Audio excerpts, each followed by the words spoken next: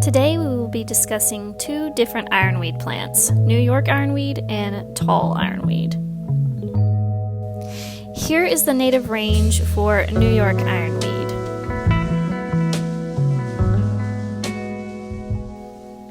And here's the native range for Tall Ironweed. New York Ironweed gets 5 to 7 foot tall. It likes full sun. It gets purple blooms sometime between August and October. It's found in moist soils in the wild, but will flourish in regular or dry soil in your garden. It tolerates clay and neutral to acidic conditions.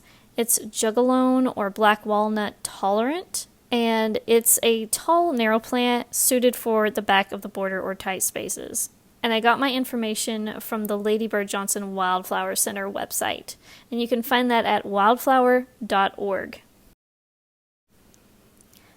I want to mention both New York Ironweed and Tall Ironweed in this video because they're very similar, even though they do have differences. I'm pretty sure I planted New York Ironweed, but it's been years since I started my first ironweed plants, and so I could be incorrect. Mine get very tall, and my original stand of ironweed gets chopped earlier in the season so they don't get too tall and flop over. It's since self-sown in many areas of the garden, and I have plenty now.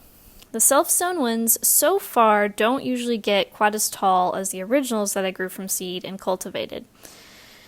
They may get taller over the years as they mature, or maybe some will be shorter and some taller depending on water and light. Some get tall, but they are near the bottom of the hill, near the front fence, and that area gets a lot more moist. These two ironweeds can also hybridize from my research, so keep that in mind. As you saw in the beginning of the video, their native ranges overlap a little bit.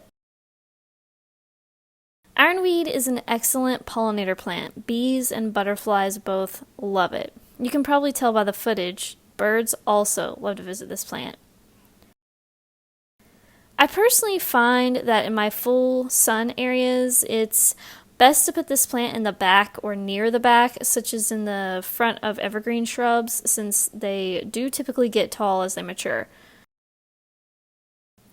They're fantastic to grow along with goldenrod, frostweed, Joe Pye weed, and native asters, depending on your soil and light conditions.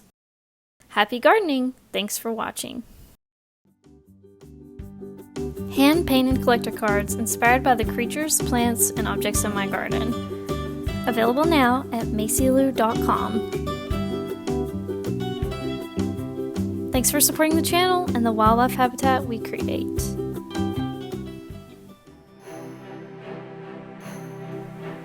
To support the channel, like the video, comment, and subscribe. You can also support my work by buying art from me at macylu.com. Thanks for watching!